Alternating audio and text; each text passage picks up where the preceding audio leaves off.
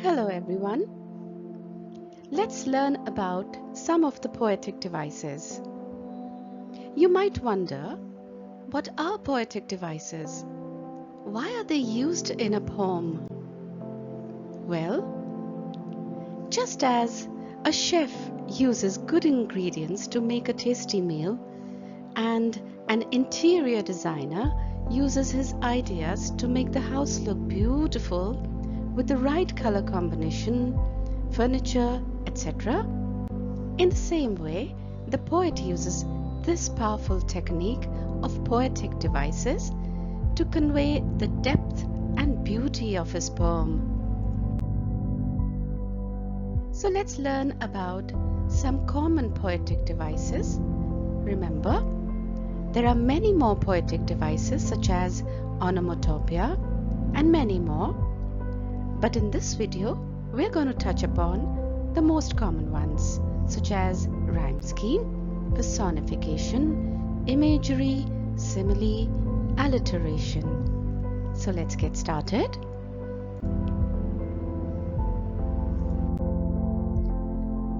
What is personification? Personification is when you add human qualities to a non-living object. Examples: the chattering fan grew louder by the day.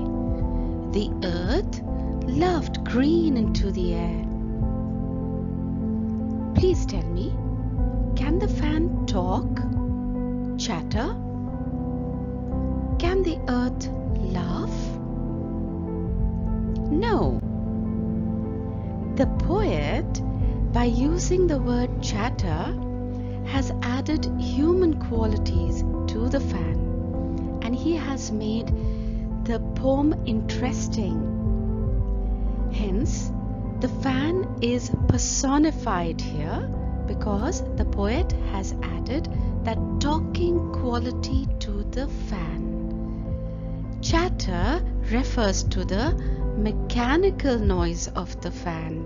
The fan is not chattering, he is not talking, but the poet beautifully has used this poetic device called personification.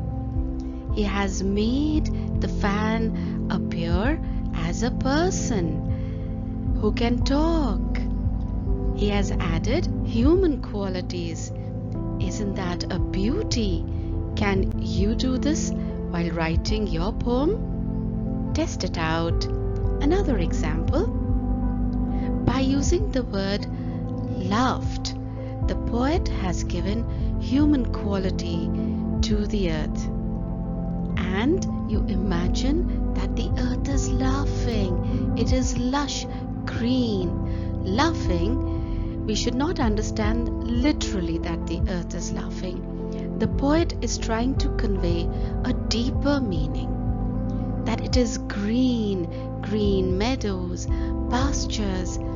So, by adding personification, the poet is transporting the reader into an imaginative world, which makes his poem interesting. Next, rhyme scheme. Before we understand how to figure out the rhyme scheme, first, what should you do is mark the similar sounding words of each sentence. As you can see, I have highlighted them in different colors. Second, you should assign letters to the words according to their sounds. Once you've done this, then come to figure out the rhyme scheme. So as you can see, sand, land, way, day, bars, glass, hull and gull. Aren't they sounding similar to you? Yes, they are. In other words, they are rhyming. So let's start assigning letters. Do we all know alphabets? A to Z? Lovely. So your first word should be assigned letter A. Then you should see the second word. Is it rhyming with the first one? No, no. So you give a different letter, that is P. You go to the third word. Is it rhyming with some other word above? Yes, it is, with sand. So you will not assign a new letter to this because it is rhyming with sand. So it will take the letter which is assigned to sand, that is A. Similarly, day will take the letter of way because they are rhyming. Similarly, you do the whole stanza's rhyme scheme. And if I were to ask you, what is the rhyme scheme of the stanza? You will tell me it is A, B, A, B, C, D, C, D. With practice, you will become perfect. Just follow the technique that I have told you.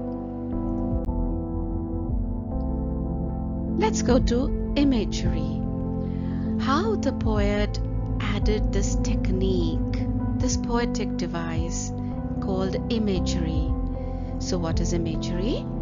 It is a literary device to evoke sensory experience. In other words, it makes the reader imagine the sense that the poet has written. It is a very powerful technique to trigger imagination. Here is an example for you.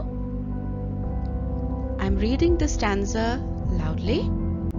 Try to imagine. I wandered lonely as a cloud that floats on high o'er vales and hills, when all at once I saw a crowd, a host of golden daffodils, beside the lake, beneath the trees, fluttering and dancing in the breeze. The poet is the very famous William Wordsworth. Now children, as I was reading, were you able to imagine something like this? That there is a field of daffodils. There are floating clouds around you. That is the power that the poet has introduced by using imagery. He is making the reader imagine. Isn't it a beauty? So when you are composing your poem, try to use these techniques. Next, we go to simile. Does it mean similar? Let's find out. Simile is a way of comparing one thing to the other on the basis of their common quality. And when you are reading a poem, you should look for these words such as dash, as dash, or dash like dash. Further, I'll explain.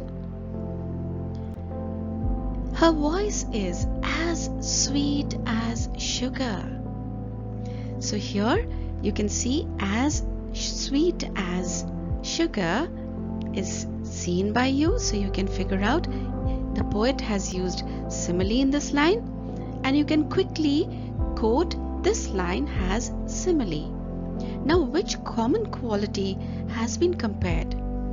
The sweetness of voice is compared to the quality of sugar. Is sugar bitter? No, it is sweet. Next example. They fought like cats and dogs. So the fighting ability of somebody is compared to the fighting ability of animals such as cats and dogs. And you have the word like here. Next, he is as strong as an ox. So which common quality? I'm sure now you know it. The strength of a person is compared to that of an ox. Last, this is something which I have taken from the very famous poem Twinkle Twinkle Little Star. Yes, here the poet has compared the sparkling quality of a diamond with that of a star. What does a star do? It sparkles.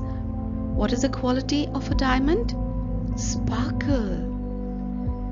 So if you don't understand, read some poems and try to see the words such as dash and like, and then find out which common quality has the poet compared. Once again, practice makes the man perfect. Keep practicing. Next one. Alliteration is another poetic device. How do we pronounce it? Alliteration. What does it mean? Alliteration is the repetition of either a sound or a letter at the beginning of multiple words in a line. Sounds could be murmur, sir, da, fur, etc. Examples: once upon a midnight dreary, while I pondered weak and weary. Can you see the highlighted words? Weak and weary. Which is the common letter here? W. Repetition of W. And repetition of which sound? W. Another one. From forth the fatal lines of these two foes. Which is the common letter? F. And which is the common sound? Fur. So what is alliteration? It is either a repetition of a sound or a letter at the beginning of multiple words. English is interesting. Keep learning. Thank you.